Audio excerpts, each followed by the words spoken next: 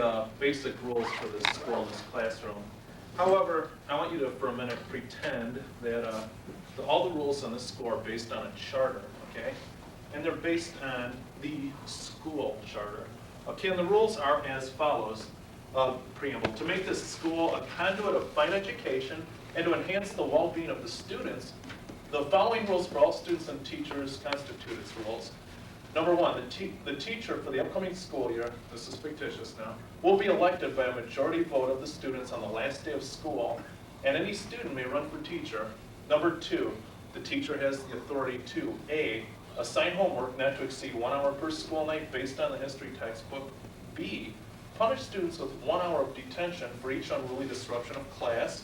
C, use lectures, the textbooks, overheads, tests, and all other visual aids necessary and proper for teaching history during the class time. And D, teach class no more than 1 hour a day, Monday through Friday, excluding holidays from August 25th to June 6th of each year. And then rule number 3, the powers not delegated to the teacher by the school charter are reserved to the students, okay? Now this is the law of the school, okay? Boy, have I got plans for you guys. Let me see. Hear ye, I declare that it is unjust for anybody to be making less than $6 an hour. I declare a minimum wage based on what I consider a moral prerequisite that everybody be making $6 an hour. Okay? Now, Ted, I understand that the other day you bought an Afghan from Meredith. Mm-hmm. Now, you paid her $100 for it because that's all you were willing to pay. Mm-hmm. Well, she spent 25 hours making it. That's only $4 an hour. That violates my minimum wage law. Mm-hmm. Remember, the value is not determined by supply and demand. It's determined by what I say it is. You're going to pay her the rest. Kathleen, I understood that the other day you hired a kid to mow your lawn. And while he was mowing the lawn, there was a bottle of bleach under your sink. You failed to give that kid a chemical safety course. Now, I'm fining you $300 for that. I don't think that's right. You're going to be fined for it. Okay, jump around here. Okay, Carl, I understand that you need some money for school. That's understandable. You need money pretty bad. And, you need probably about $1,000, I'd say. I'll tell you what, I'm going to be a good guy to you. You do some community service around my house and around the school, painting, mowing lawns, things like that. I'll give you $1,000 for tuition. Isn't that nice of me? Where am I going to get the money?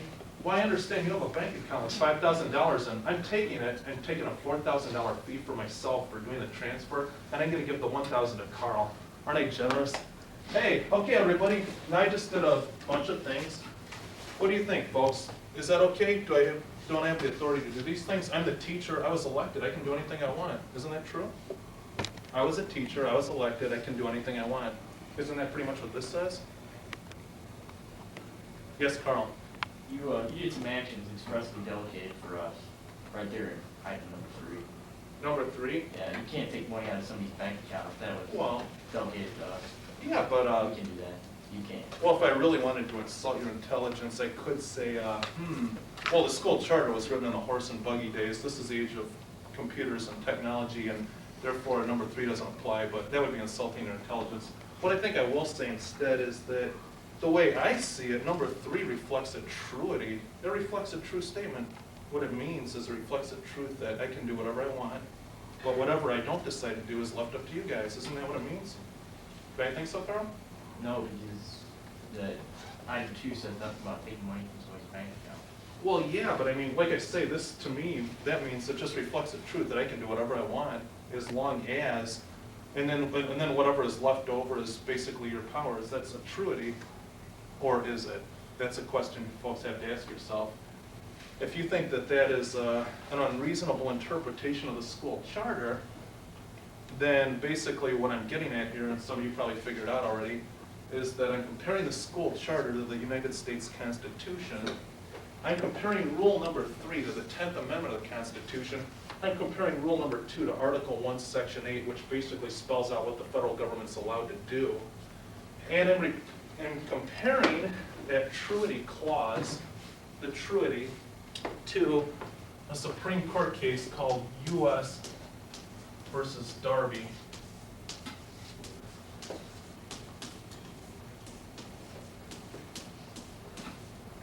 And that's the one that called it a truity. In other words,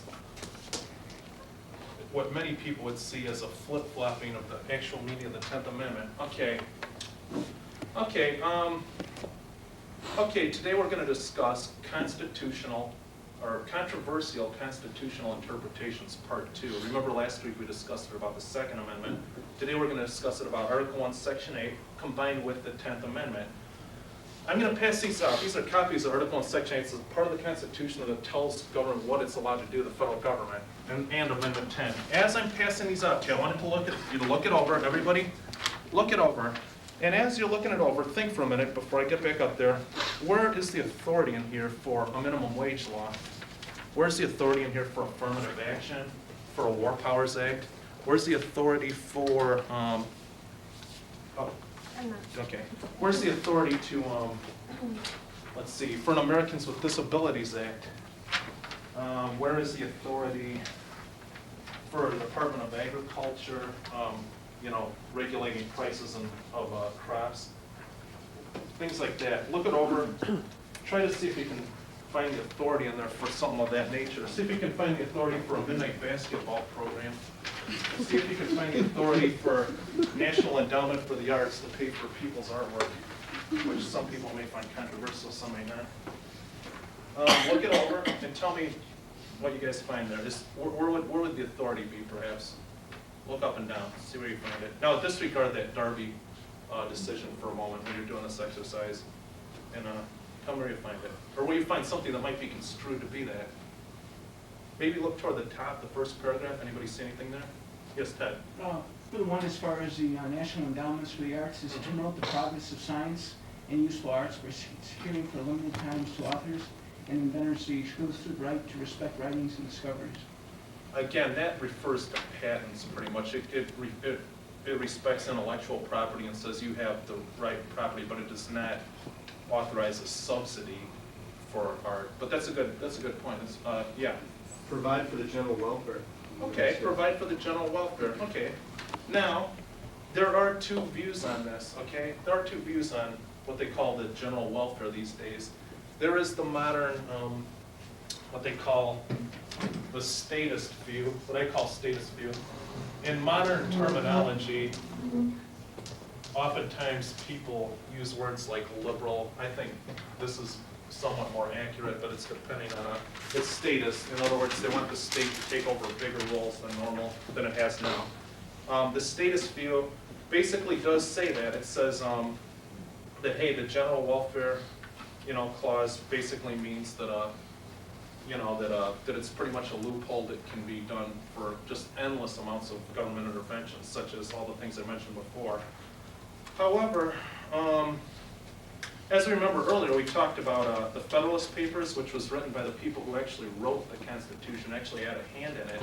And what did they actually mean by the general welfare? Well, we look in what Madison had to say, number 41, and he basically says here that what he was doing is criticizing the anti-federalist opponents of the new Constitution who feared that the general welfare clause could be construed to mean anything and make all kinds of laws. And he answers them, he's in favor, he says, he basically accused the anti-federalists here of stooping to such a misconstruction, he says here, that they would say that they're afraid that it would that provide for the general welfare amounts to an unlimited commission and exercise of every power which may be allegedly necessary for common defense of general welfare. In other words, he's saying they're afraid of that. Now, then he goes on to say, had no other enumeration or definition, please take a look at your list, no other enumeration or definition of the powers of the Congress been found in the Constitution than the general expressions just cited, the authors of the objection might have had some color for it. In other words, he's saying, hey, if there wasn't a definition and enumeration meaning list, then yeah, they might have a point in being scared that the general welfare clause could be taken to mean anything. But what color can the objection have when a specification of the objects alluded to by these general terms immediately follows? In other words, but how can they complain when what I'm saying about general welfare immediately follows in this list? So in other words, what he's saying here is that the term general welfare is not in itself part of the list, it refers to the list. So basically, that's what he had to say. Now, We also have, now, okay, but, oh, there's that, now, yes. Whose ultimate authority is it to define what's in the Constitution? Well, again, what we're getting at here is the people who actually made it, you know, just like, if you say something, you're the ultimate authority on, you know, gee, what did Peter mean? You know, you're the They're no ultimate. longer here, so who's the authority that? Well, you know, what it comes down to is, like I say, there are misinterpretations. If people are going to change it, fine, but they shouldn't misinterpret. If Peter says, I want you to go to the store, and then I go to the library, you know, I could say, well, he actually meant I should go to the library. Well, maybe I want to go to the library, but however, I can't really say, well, what Peter actually said and meant was, you know, the Constitution did have an original meaning, original context. Now, we may disagree with that, that's true. Go ahead. Is that loosely interpreted? Well, that's where court cases like U.S. versus Darby say, is it loosely interpreted? Did they have a purpose in mind? And we'll be getting to that in a minute. But before we do, does anybody have anything else down that list? Look toward the list again. Look maybe toward the bottom. Is there anything else which might be construed to mean such things as minimum wage, Social Security, Americans with Disabilities Act, National Endowment for Arts, et cetera, et cetera? Anything in there? Maybe at the bottom of the list? Anybody say anything there? Yes. The necessary and proper clause. Okay. Now, could you please read that first sentence, including that, up to the first comma? To make all laws which shall be necessary and proper for carrying into execution the foregoing powers. Okay. What does the word foregoing mean? Anybody here know? According, okay, Bruce. Those that came before. Those that came before, to precede those that came before, the foregoing powers. Now they say to carry into execution the foregoing powers. Carl, what do you think that would mean, basically, in this context of Article 1, Section 8? All those sentences begin with two. Well, compared to my school charter, yeah. But I mean, basically in this one, oh yeah, okay, TO2, excuse me, I meant TWO. Yeah, yeah, all of a sudden, basically the list of powers here. Now, okay, let me ask, okay, there was, excuse me, there was another thing here by Hamilton who also helped, yes, Why do we have an Air Force? an Air Force? It doesn't say anything on here about it. It doesn't, and there's some people who think maybe Air Force should have come about using the methods of the Constitution. That's a good point you brought up. They should have used the Constitutional Convention to pass an amendment allowing for it. Yes, Carl? They couldn't have though, because we didn't have planes when they wrote it. Well, no, but they did allow a section in the Constitution to make amendments. And if you wanted to add on things like that, change the powers, you did have the power to amend the Constitution. Some people do think Air Force should have been amended. Some could interpret it necessary and proper for common defense. What I wanted to get to for a moment was what Hamilton had to say. You know, he basically said that it was in relation to all other powers declared in the Constitution. He said it was that clause was expressly to execute these powers. In other words, a list that the sweeping clause that has been called exists for the necessary and proper. So in other words, he's also reaffirming what was said about foregoing and the other view on the general welfare by Madison. So Madison and Hamilton both happen to say that. But however, there was another Supreme Court case which did interpret it in kind of a more statist type of viewpoint, which did allow for a loophole, and that was called McCulloch versus Maryland. Now this had to do with the chartering of a national bank, and this was way back in 1819. However, to this day, many people use this as the loophole, this decision as a loophole, meaning necessary and proper can mean pretty much anything that isn't bad by whosever definition of bad happens to be at the time.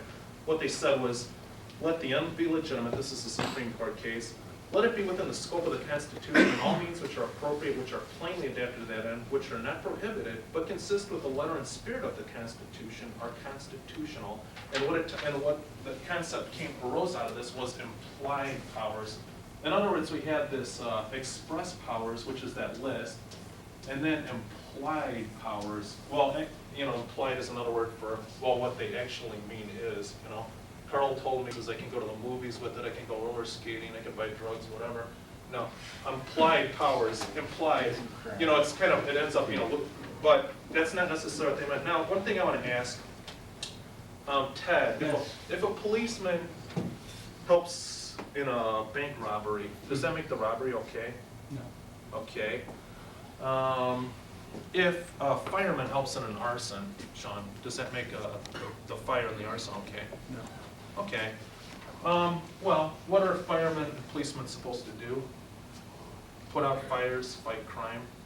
Okay, the Supreme Court was supposed to uphold the Constitution, prevent it from being usurped and misinterpreted.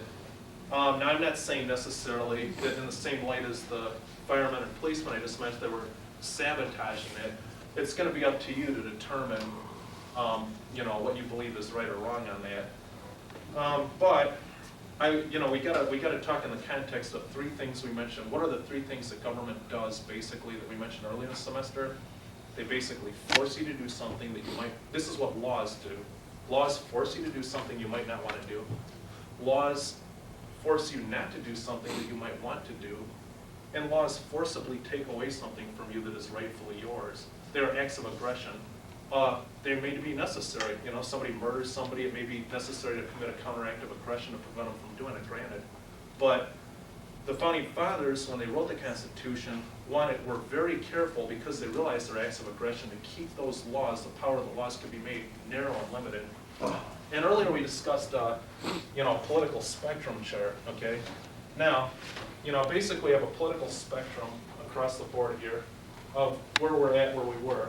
This little circle here represents the Constitution.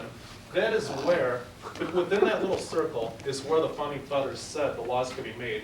You could debate within that circle, you could have a different viewpoint within it, but you can't go outside of it.